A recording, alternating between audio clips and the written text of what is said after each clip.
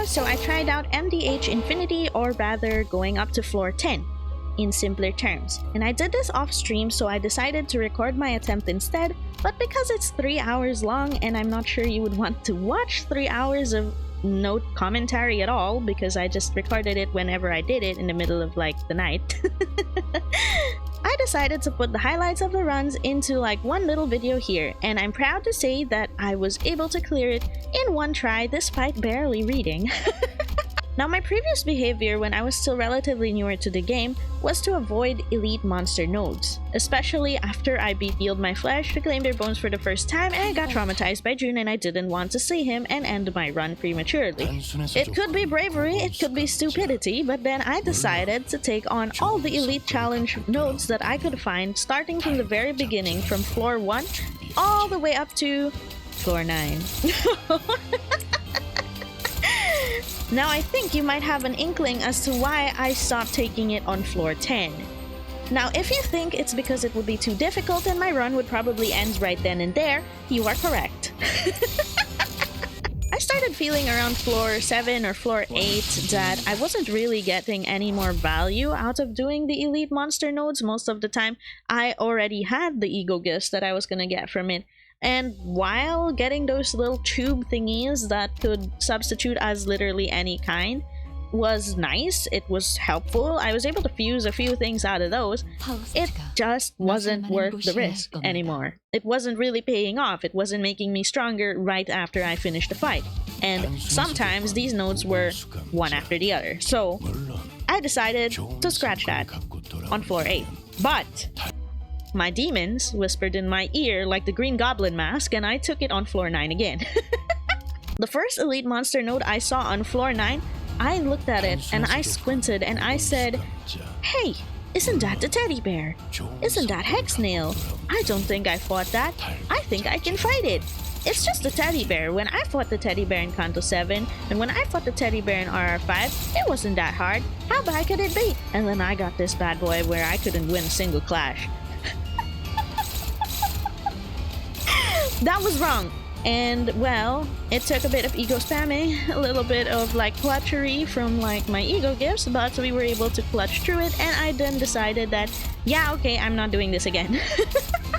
I much prefer to preserve my sanity and finish up the run on one try, especially since I was getting quite a lot of ego gifts along the way.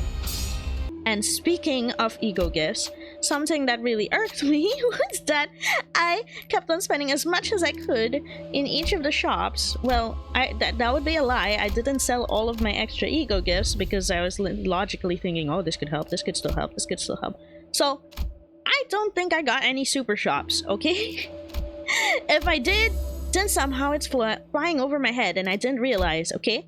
And I had an entire ass chart open on how to make like different ego gifts. That's how I made some of the tier 4 ego gifts for Bleed, and combining everything. And I had it open. I was staring at how to make the lunar memory, the thingy that makes it like much easier because everything becomes weak to everything. Yeah, I did not see a single shard of that at any point in time until near the end. I think on floor 9, I got the sinking shard. Now, I'm just like, at this point, it's not enough. I need so much more to make it work. Even if I bought this singular one, I wouldn't be able to craft it. So I really was sweating. I was like really nervous about this. But I kept on trudging on, and well, in the end, I really couldn't make lunar memory. So I just decided to turn the sinking one into the bleed gift and just hope for the best. Now, on that note, I was still quite ballsy on floor 9, taking as many fights as I could on the way.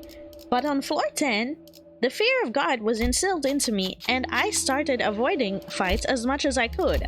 I figured, I'm not reading anything when I pick my buffs, I just pick the ego gifts that I don't own yet. Yes, I did that from the beginning of MD, so yeah, if I picked some like really crazy like enemy buffs in exchange for ego gifts, that's because I was just picking, oh, this is an ego gift for Blade and I don't own it yet. Yeah, I picked like that from floor 1 to 9. And so our mounting trials was pretty insane, I think, at the end. But because of that, I had the fear of God instilled into me, and I tried to avoid as many fights as I could. I took, like, event occurrences over normal fights, and, like, boy am I glad I did, because I did have to fight, like, 1 or 2 normal fights on floor 10 by force, because there was no other way, no other option, and what the hell was this? Like, what the hell was this? Is this because I picked Kanto 6? Honestly, I was starting to get worried when I was in this butler fight, because I was like, which Kanto 6 boss is gonna come out? I've never really picked Kanto 6 MD, like, floor pack teams, okay? It's never come to that.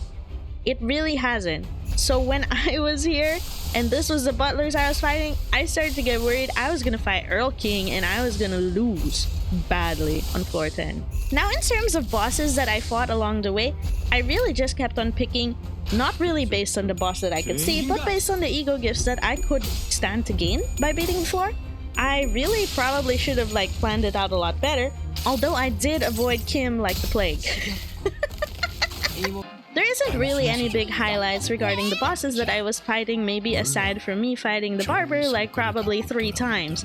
Because I fought the barber on floor 5, and then in the later floors I also fought the barber again solo, and then I fought the La Mancha trio. Yeah, I just kept on fighting the barber, really. It's strange. Now, one boss that actually had me sweating was the Pekod trio. I mean, like, when I was choosing the buffs and everything, when I was choosing the floor packs, I thought, oh my gosh, that background, that must be Gas Harpoon. So coming in with the expectation of Gas Harpoon and then running into Pekod trio because I was, oopsies, silly me, I forgot the background and I mixed it up. Yeah, I started sweating, but for some reason, it was easy. Like, actually, it was probably like just a couple of turns, and I literally have no idea how this went by so fast and so easily. Like, Starbuck staggered. Like, he had 1 turn and then he basically never came back. I think he came back at like the end and died. And then Ahab basically perma staggered the entire fight. She didn't even do anything. And then Kigag staggered. Like, this was such an easy fight. It was like so different from what I remembered from the RR3 Nightmares, I think. Or was it RR4? I don't know anymore. Honestly, half the time I didn't even know what was happening in my fights, but it was something I really did like seeing the Unga Boonga numbers. Like, I never really hit the like 3k, 4k numbers, but I did hit over 1k numbers quite a lot. I think I hit about 2k because really actually what the hell just happened here, I'm not really sure. The boss would just lose like, I don't know, half of their HP bar, 3/4 of their HP bar, and all I have to do is kill them because they're staggered. And I don't know, it must have been an E.G.O gift or something, because how did this just evaporate into thin air? And it happened again. It happened again on the floor 10 boss. So I was worried it would be Earl King, as mentioned earlier, but it wasn't. It was still Heathcliff though. It was Heathcliff, question mark. The Heathcliff that we thought was, I forgot his name.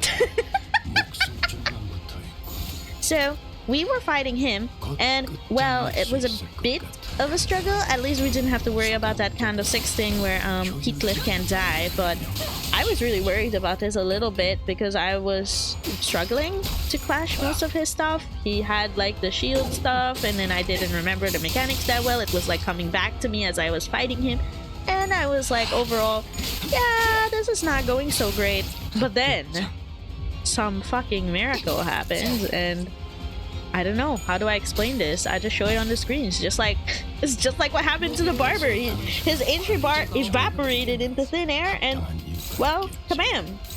We won.